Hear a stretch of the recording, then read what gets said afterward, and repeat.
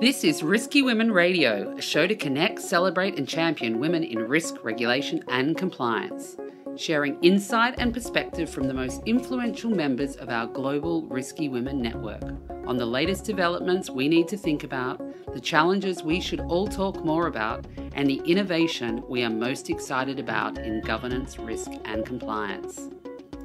Bringing together the hundreds of senior women professionals already connected with a new emerging group of leading women and men. I'm Kimberly Cole, your Chief Risky Woman. Welcome to Risky Women Radio. Today I am pleased to be in Sydney in the ASIC offices and speaking to our Risky Woman regulator, Louise Macaulay. Louise is the Senior Executive Leader of the Financial Advisors team, a position that she shares with Joanna Bird, and we can speak a little bit more about that later. The Financial Advisors team is responsible for the regulation of the financial advice industry. Previously, Louise was ASIC's Commission and Counsel, and prior to that, she led ASIC's enforcement policy, practice and law reform agenda.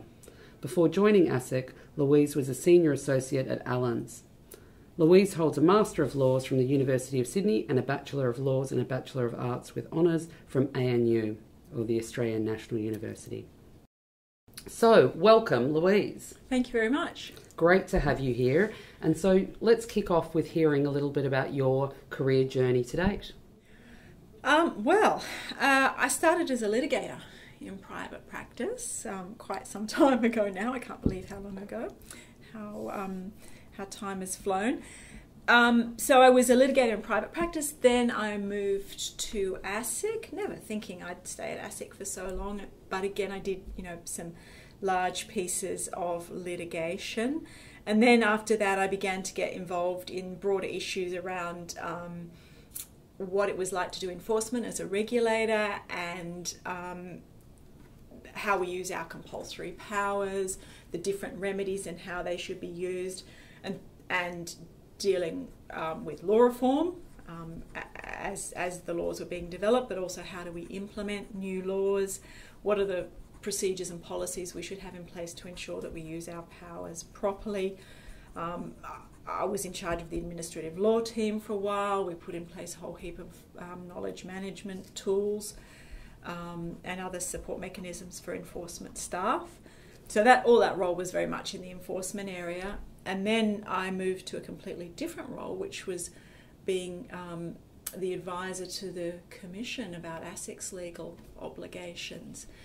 And so that was even more about, risk management, protecting ASIC, making sure that it complied with what it had to as a government entity and more broadly as a regulator. Obviously I'd done a little bit of that when I was doing the enforcement work. But here I was squarely protecting ASIC's legal interests. And I enjoyed that because I was looking more broadly across the whole of ASIC as an organisation instead of having an enforcement focus. And then I did that for about 4 years, and then I moved into my current role, which again was completely different. So regulating the financial advice industry. Yes, which an interesting time at the moment, which we can get into. And so there's a few things in there that we'll get into in terms of, actually maybe a bit more of the structure of ASIC and how your role fits in. But I really want to talk about, as I mentioned at the start, that you share your role with another lady called Joanna Bird. And I think, obviously you're senior, it's a key role within ASIC, and I think often we see people struggle to have the creativity and the flexibility on some of these roles. So how have you managed that, and tell us, what kind of practical guidance you can offer? Okay, well, there's a lot in that. I love talking about job sharing. So Joe and I have done it in this role for 6 years. We weren't the first people within ASIC to do job share at a senior role. There was another pair of women who were doing it at the same time. We applied for the job jointly. Interesting. And I think that's key. I think you need to... The key thing about job share role is the two people who are sharing. There needs to be a good, solid relationship. So you can't be put into a role with another person and be told that you're going to job share. So we decided we'd like to job share. I was in ASIC. Joe had previously worked at ASIC, so we were both known to ASIC, and of course there was precedent. Another couple of women who had done a similar thing for some years. We applied together. We had a joint covering letter and our CVs, and we were interviewed together. The great thing about ASIC was that they were, incredibly supportive of that kind of role. Before we applied for the job, we did speak to people in the development area, and we foresaw that the interview might involve lots of questions about how will it work. But the questions were all about, okay, what's your ability to do the job? What are your merits? And we'll trust you to make it work. And we had done our homework, and of course we had the precedent to rely on. So, and I think we have made it work. I think. And so, what's key to making it work? Because obviously, you said you applied together, so you knew each other's. We knew each other, and we have one of the key things is that we have a very similar approach to our work. We don't always have the same view. Generally, we're heading in the same direction, and that is key because you need to be able to live with what the decisions the other person makes. So Joe works Monday to Wednesday, I work Wednesday to Friday. So we have our important crossover day where we schedule meetings where we both want to attend. So our team meetings, and we make decisions about HR always jointly. Our budget meetings, that kind of thing. Other than that, if it's on your day, you do it. And so you've got to be flexible, and you've got to have respect for the decision that the other person has made, because you're going to be implementing it. You can't be chopping and changing. Yeah, and then I imagine communication is pretty key. Making sure that you know what each other's doing. So we have a regime where we, at the end of our sort of couple of days' work, we'll send emails to each other that summarises where things are, and we also talk. And so we pretty well keep up with how things are going. And we've been doing it for 6 years, and I think we're quite good at the communication piece, and we will. Occasionally, when one of us is not at work, they'll get a phone call from the other one saying, what about this? This has just cropped up. What do you think? So it's a fantastic way of having a very senior role and being able to work part-time. We really enjoy it because we find that we get such fantastic support from each of us having another person to bounce ideas off, to take you through the good times and the bad times. It's been a very busy job, and so having the two of us, I think, has helped keep up the energy, and it's helped manage the workload. Yeah, fantastic. And so how big is the team as in total? Oh, we got about 65, 67 people, just depending, secondees, mat leave, that kind of stuff. They're spread through 4 sites across Australia: Perth, Brisbane, Sydney and Melbourne. And when you're looking at the team, and even within your skill set and Joe's, what are the key requirements, or what are the key skills that you think are needed? Analytical skills and strategic skills. I think, talking broadly, we've got a number of different skills, technical skills within our team. So we've got a lot of people who've come from the financial planning industry. Right. So they've been planners, or they've been paraplanners, they've worked in compliance roles. And their technical skills are really important. And we've got a data analyst, several in fact, and a consumer researcher. We've got some lawyers we've got a team that does policy work of about 8 or 9 people. So we've got technical skills, but the thing that we require is the ability to look at something and analyse, what's the issue here, and how do we deal with it? So that strategic approach, I think, is important. And I think, and our team have got this in buckets, you've got to have tenacity and you've got to have resilience. Yeah. In our particular role at this time. Yes. And so what, I guess, in the career journey that you've had, what have been the highlights so far for you? Oh, Well, so a long while ago, a very long while ago, when I first came to ASIC, I ran a very large piece of litigation, class action litigation, and we got $100 million for tens of thousands of investors. So that was, I think a highlight, not just for the money, but I put together a great team and we ran it, and it was a great outcome. I've had a couple of instances recently where we've had matters in the financial advice space where I think we've worked through with industry and we've had a really good outcome. A couple of EUs spring to mind where,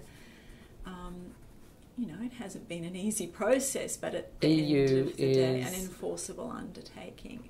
At the end of the day, you can look at the business and say, well, that has improved. Yep. Through all the work that they've put in and we've put in assisting them. And so I guess, it's when I feel that I can make a difference. I'm, quite proud of our team. 6 years ago, it was less than 25 people. Right. And so we've built up, and we've really built up the skills and the way that we go about regulating and interacting with the industry. And, I think it's a great team, and I really enjoy working with them. Great. So interesting. It's an interesting skill set from everything. Obviously, you mentioned data analysts, as well as you've got legal, compliance, and people from the actual financial planning industry. So I think let's look at and dig into sort of the role a bit more. What's the areas of responsibility? And then even sort of directionally where you kind of see all of that heading in terms of, I guess, disruption in the marketplace and what that means. Yeah. So explain where your function sits in ASIC and what are the kind of key areas of responsibility. Okay. So within ASIC, we're called a stakeholder team. And so we regulate the financial advice sector, and the idea is that we're the outward-facing team who interacts and regulates the financial advice sector. And by that I mean advisors and licensees, and we focus really on personal advice that's delivered to retail clients. And the regulation takes the form of education and guidance being provided through our regulatory guides and our policy statements and our interaction with industry, surveillances and engaging with industry about how they could do things better, right through to enforcement action. We don't do the court-based enforcement action, that's our enforcement team, although we will assist them. But we do administrative, the work around administrative bannings and enforceable undertakings. So we do a wide range of work. We also interact with the industry, so we're regularly meeting with industry associations, speaking to industry, understanding what their issues are. And what are the key powers that ASIC has around financial regulations for the financial planners? Well, we've got a whole range of powers. So, obviously, for the most serious conduct, we can take criminal action. There are a lot of powers to take civil action in court, so civil penalties, injunctive action, that kind of thing. And then there's a range of administrative powers, so banning individuals from being able to provide advice, suspending or cancelling or changing the conditions of a financial services licensee in relation to providing advice. Enforceable undertakings, it's an agreement that is set out in writing, it's publicly available, and it's enforceable before a court. If the entity doesn't comply with it, is another sort of form of administrative outcome. And obviously, you're one stakeholder group, and there's many others within ASIC. So how does it all work together? What are the interactions within ASIC? Are you quite independent, or is there a lot of crossover and interactions? So interaction is key. We can't afford to be independent. So one of the other stakeholder groups is around superannuation. Mm-hmm. And financial advice and superannuation, very linked. They're very linked. They go right together. Yeah. So we work closely with that team. Similarly, we've got a team that deals among other things, with insurance. And so while they might be dealing with the insurers and the products and we're dealing with the advice end, there is a strong overlap. So we have strong links with those teams. Obviously, the enforcement side of it, we work with the investigators and the enforcement team. That's very important.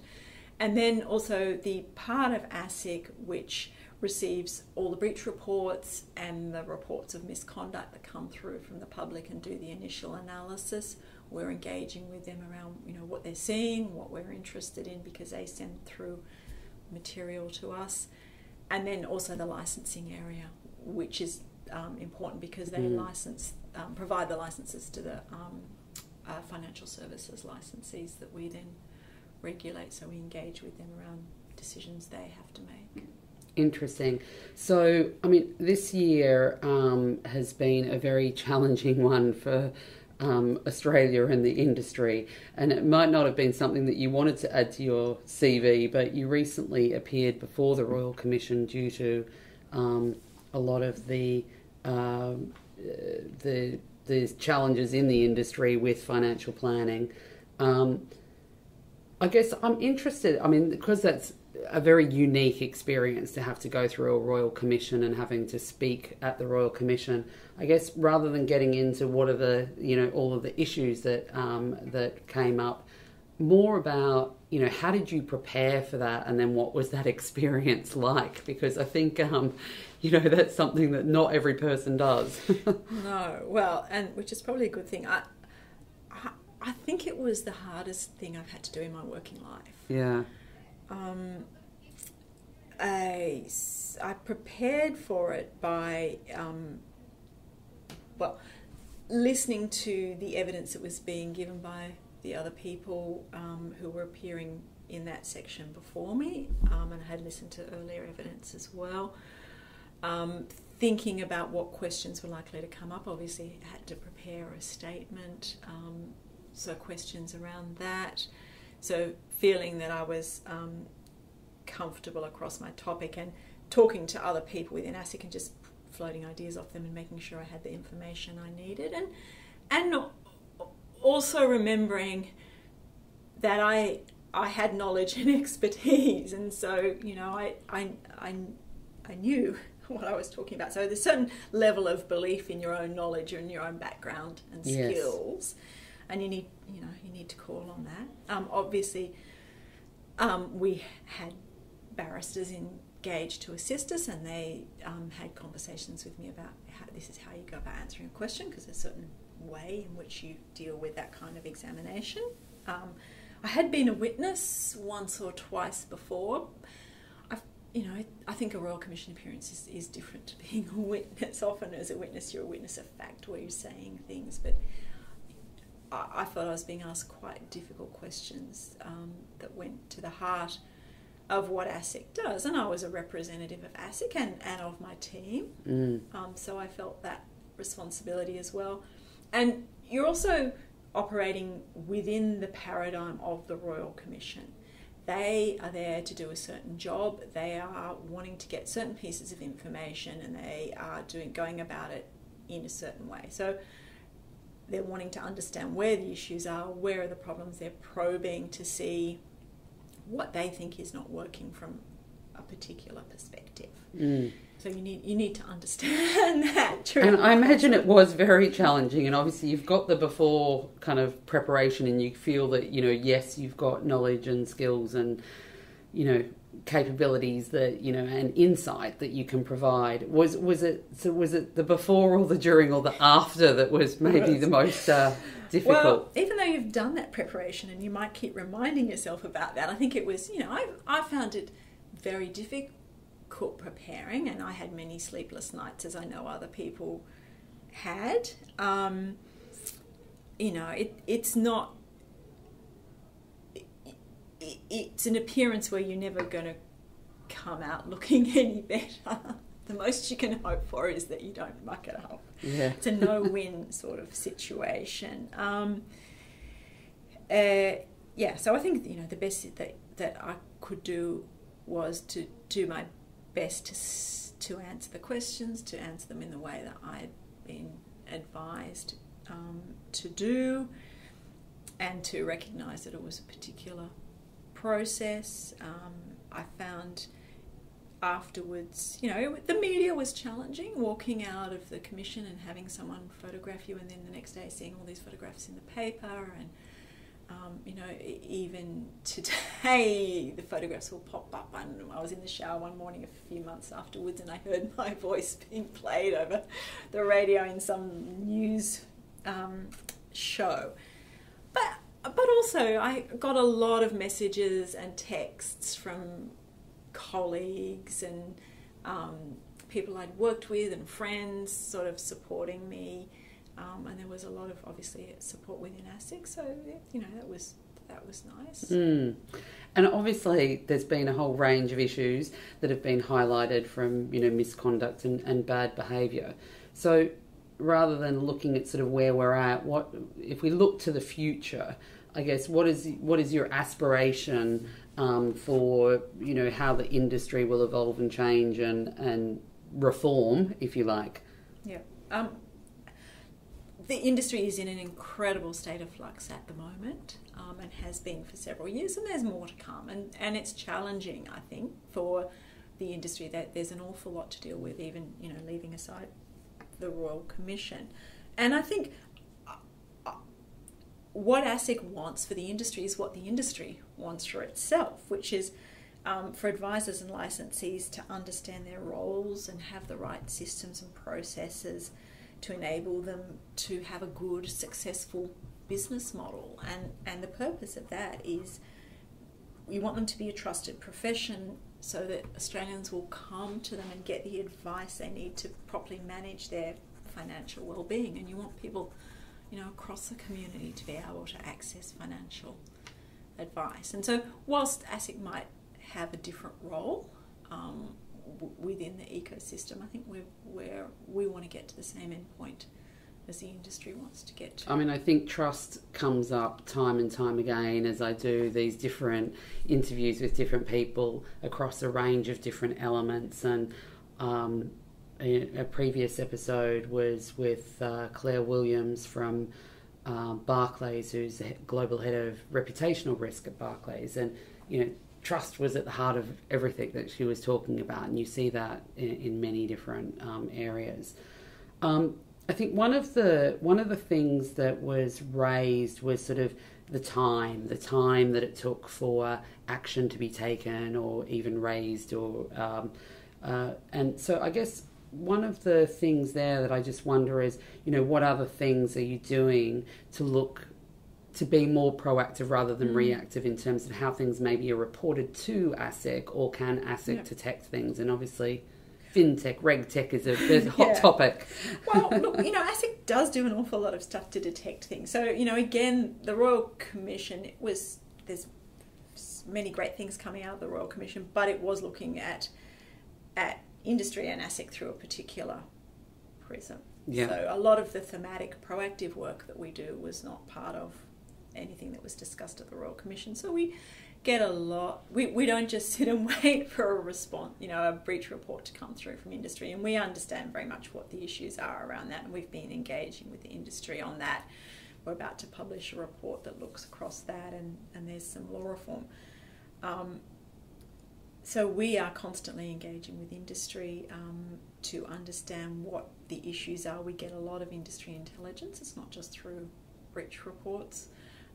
We hear a lot of stuff. We're getting reports of misconduct, and we are very much looking at emerging issues. So we do large pieces of thematic work. So we've just published a report about self-managed super funds and some issues around mis-selling of self-managed super funds. The vertical integration report that we did, where we looked at the 5 big institutions, that and another report that our super area did about conflicts management. That was the start of, everyone's talking about vertical integration now because the Royal Commission was talking about it. But, we'd been doing that work. So, work does take a little while to do to get those kind of outcomes. That's just a fact of life. Material needs to be gathered. That takes some time, sometimes longer than you would hope. There are various processes, whether it's a court process or an administrative process that needs to go through, because there needs to be procedural fairness before you get an outcome that's going to affect someone's interest. So what are the top priorities at the moment? And, what are the sort of plans for the future for financial planning and how the industry you see is evolving? So what is the industry saying and how are you sort of predicting things are going to change? So vertical integration is part of a broader topic of conflicts of interest. Right. Okay? Conflicts of interest is something that we've been talking about for a little while and is very much a topic of discussion. It's ownership, but it's also about remuneration. And the thing about conflicts of interest is, where do they distort the possibility of giving good advice? Because where that occurs, you're getting an outcome that is not optimal. So that is very much on the agenda to be looked at. And conflicted remuneration was looked at FOFA, but it's 5 years on, and it can be seen that it warrants a further look. Professionalism and training is a very big issue in the industry at the moment because there is new legislation. I personally think that it is going to have a bigger impact on the industry in terms of moving it to a better footing than really any other bit of regulation that we've had in the past sort of 5 or 8 years. Having said that, it will also have a very significant impact on those advisors who are currently in the industry. So it's a big thing. And industry is spending a lot of time thinking about that and preparing itself for that. And that will happen over the next, 5 years. Superannuation is a hot topic. Yes. And I mentioned the work that we've done around self-managed super funds and concerns we have that they are being sold to people for whom it's not the right structure. Right. And that it's not always being sold with advice, so that makes it even trickier. But there's certainly concerns in the advice space. Licensee conduct. I think, licensees, they are really, the gatekeepers. They have the primary responsibility around providing good advice. And there are some fantastic ones, but there are many who need to improve their processes. And that's not an easy thing. That's not that's not a quick fix. I don't think it's something the court litigation will fix. That might be part of the answer, but there's other things that need to be done too.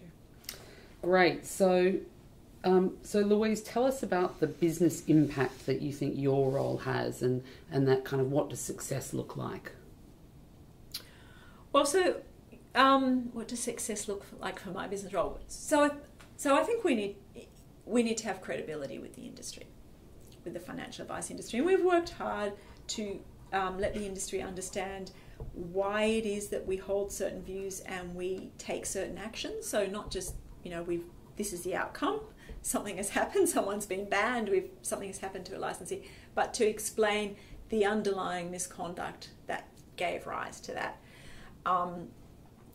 Because it's about the industry sort of being educated and understanding. So when we've done our thematic reports, we've taken care to put at the end appendices or checklists that talk about, well, here's how you can give a good advice in this particular area. If you are reviewing the advice files of your advisors, here's a template for what you should be looking for. So to provide some real assistance to industry, we have also communicated to industry that our staff do come from industry and have industry expertise. So you're not just getting the view of someone who has been sitting in an office working away for ASIC. For all that time they have been out there, they understand the issues. We meet regularly with industry associations so that we can hear from them what their issues are, what they're seeing. So do people move in and out of ASIC? Yes, yep, they do. And we very much, although we do, sometimes our people who move into ASIC and then they move out of ASIC and they always come back again. Well, that's good. So, you would recommend working at ASIC? I think there's people in enjoy it. And so we very much target people who've had industry experience because that is important. And we support our people who have industry experience to maintain that industry experience. So I guess in, continuing that and to sort of end this section, what's the kind of critical role of the regulators and how does it support financial market success? Well, there are many different regulators, even just looking at financial services. So you have to think about, well, what is the particular regulator? And ASIC's role, I think, is conduct. So I don't think regulators are there to make sure that nothing bad ever happens. Yeah. Okay. We can't stop all the bad stuff happening. We have to make sure the industry knows what the rules are and understands them and complies with them. And guidance is part of that, and deterrence is part of that. And what the deterrence is depends on the misconduct. And I think it also depends on the industry and the level of professionalism and the level of self-regulation. So, different industries might be regulated in a slightly different way depending on where they're at in terms of professionalism. I think the financial advice industry, parts of it are very professional, other parts of it have a long way to go, and that's happening, but it can't happen overnight. We operate within the framework of the legislation. Yes. So obviously the legislation sets up a regime, and that's what we work with, and we have to work with that, and we also have to work with the resources that we have. So when you put those three things in the mix, that in a general sense sets up the role of the regulator. Great. Well, thank you very much.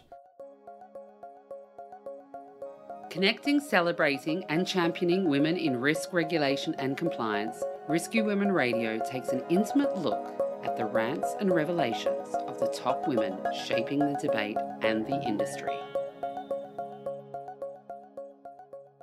Now we move on to my favourite section, which is our Risky Women rants and revelations. So let's start with your Risky Women revelation, and that's the sort of, what's the thing, if you were queen for the day, what would you proclaim, or what was that piece of advice that you wish you knew when in your younger self? I don't know. I think there's more than one piece of advice. I guess it's back yourself and take your opportunities. Don't be afraid when there's an opportunity, or even half an opportunity, or even if you just think it'd be good if there was an opportunity, go out and ask for it. Yeah. Because other people will be asking for it, and if you don't, you're not going to be in the mix. So, and sometimes I've done that, and I personally find it uncomfortable feeling, but in the end, it's been fine. Yeah, it's worked out. So maybe, I think in your career in your day-to-day work you need to be courageous sometimes, and maybe in your career you also need to apply some of that courage. I'm not a great person for spending time on my career. I wish, in fact, probably that's what I would tell my younger self. Think a little bit more about your career, spend some time every week thinking about that. I think that's probably good for a lot of people, so thank you. And now, and I always pick one, but I often get more than one for this as well, but what is the one thing that you wish you could change now, and why? The culture in the financial advice sector, because I think that's at the root of it. If there was a strong culture throughout the advice firms, then I think we would have a different industry. Yep, great, very outcome focused. Risky Women is a vibrant network at the centre of a global community in a rapidly growing, evolving and influential industry. Given the continued pace of change, our rapid fire round revisits the most pressing topics to share ideas and offer listeners new perspectives. Okay, now we go on to our Risky Women rapid fire round. So these are just short answers to a few kind of key questions. So, one word to sum up the world from a governance, risk, compliance and regulation perspective. Tricky. Tricky. Good one. Okay, your top risk for 2018? Conflicts. Mm-hmm. And the cure for the cost of compliance? Culture. Biggest technology impact on compliance and risk and regulation in general? Is coming. Yeah.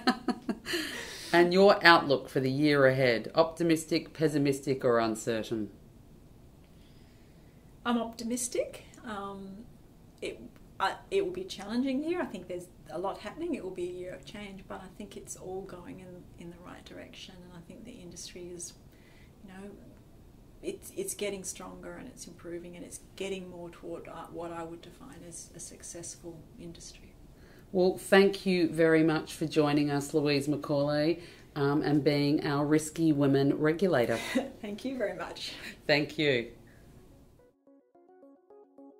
Thank you for listening to this exciting episode of Risky Women Radio to connect, champion and celebrate women in risk, regulation and compliance.